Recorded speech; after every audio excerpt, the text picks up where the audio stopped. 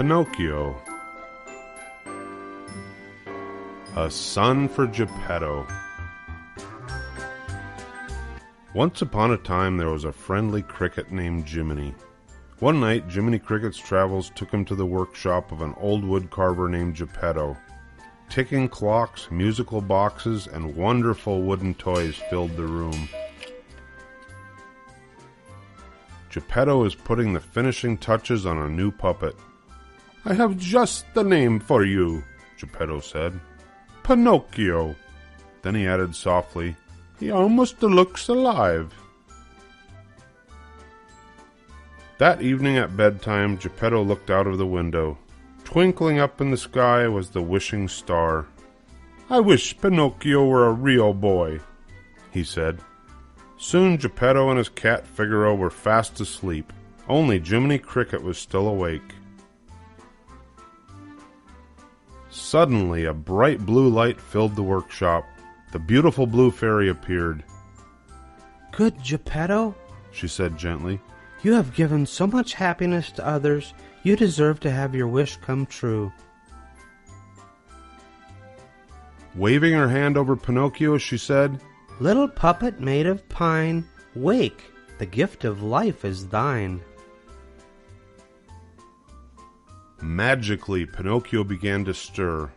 The blue fairy asked Jiminy Cricket to be Pinocchio's conscience, to teach him right from wrong. "Prove yourself brave, truthful, and unselfish," the blue fairy told Pinocchio, "and someday you will be a real boy. And remember, Pinocchio," she added, "be a good boy, and always let your conscience be your guide." And with that she disappeared. Geppetto woke up and saw Pinocchio walking and talking. At first he thought he must be dreaming, but then he realized his wish had come true. Geppetto was so happy, he began to play a merry tune for everyone to dance to. The Puppet Show. The next morning, Geppetto sent Pinocchio off to school, but on his way there, a fox called Honest John and a cat called Gideon spotted him skipping along. Honest John cried, "A live puppet without strings!" He could sell him to Stromboli's show and make lots of money. The villains convinced Pinocchio that becoming an actor would be much more fun than going to school. Jiminy tried to stop the little puppet from leaving with the fox and the cat, but Pinocchio was too excited to listen. That night, Pinocchio sang and danced in the puppet show. The audience clapped and cheered with delight. Pinocchio was a star. After the performance, the little puppet asked to go home. Stromboli, the owner of the show, roared with anger. He locked Pinocchio in a cage and bellowed, "This will be your home now." Suddenly, Jimmy and the blue fairy appeared. "Pinocchio, why didn't you go to school?" the blue fairy asked. The little puppet was afraid to tell the truth. "Two big monsters with green eyes," he fibbed. "Well, As soon as Pinocchio told the lie, his nose began to grow. "Perhaps you haven't been telling the truth, Pinocchio," said the blue fairy. "A lie keeps growing and growing until it's as plain as the nose on your face." I'll never lie again," promised the little puppet. The blue fairy gently touched Pinocchio's nose with her wand and turned it back to normal. She unlocked the cage, and Pinocchio and Jiminy Cricket ran back to Geppetto's workshop. Pleasure Island. As Pinocchio chased after Jiminy, he met up with Honest John and Gideon again. This time they persuaded Pinocchio that he was ill and needed a holiday at a wonderful place called Pleasure Island. Pleasure Island sounded perfect to Pinocchio. Jiminy tried to stop the little puppet, but Honest John and Gideon were tricky. They whisked Pinocchio away before Jiminy could catch up to them. The two villains sold Pinocchio to a wicked coachman, who put him on a coach full of very noisy, naughty boys. Luckily, Jiminy was able to climb onto the coach just as it drove off. Pleasure Island was like a giant amusement park. The boys could have anything they wanted and be as naughty as they liked.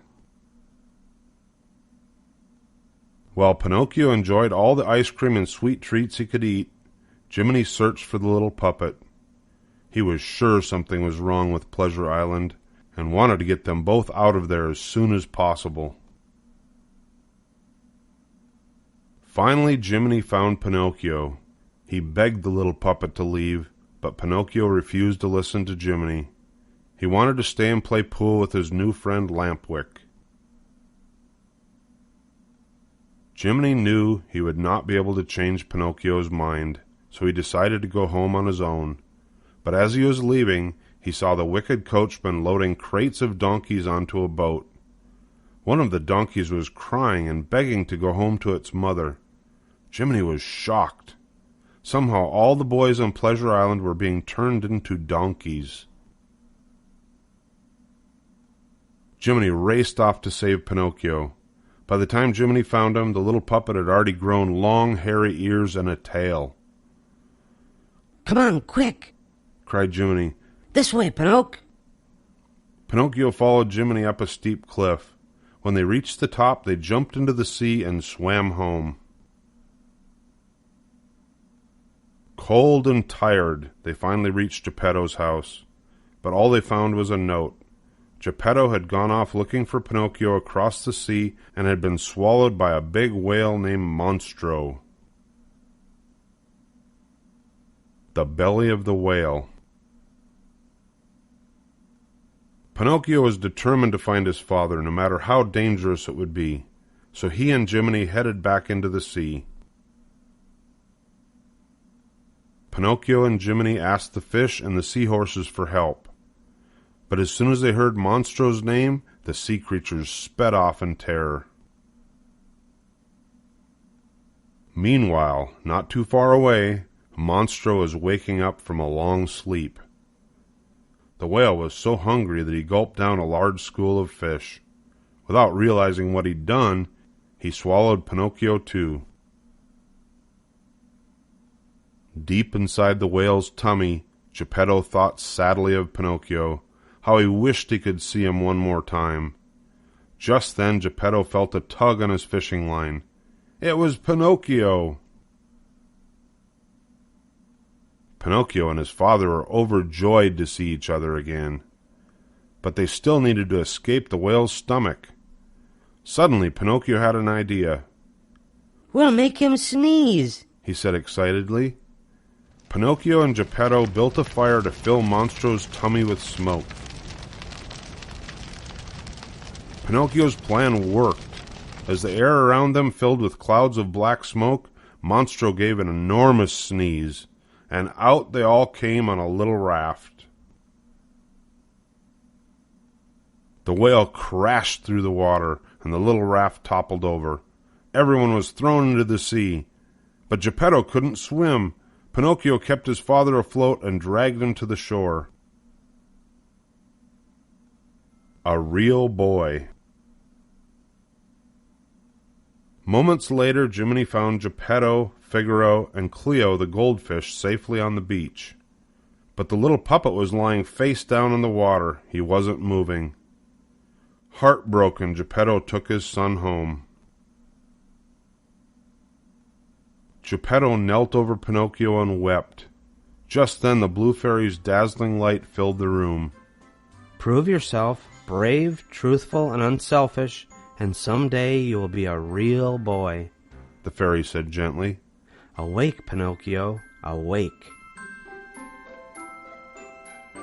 Pinocchio blinked his eyes and sat up. He was no longer made of wood. He was a real boy at last. Father, I'm alive, see? Pinocchio cried out in delight. Jiminy proudly watched as Pinocchio and his father happily played. Now he knew, if you wish upon a star, your dreams really can come true.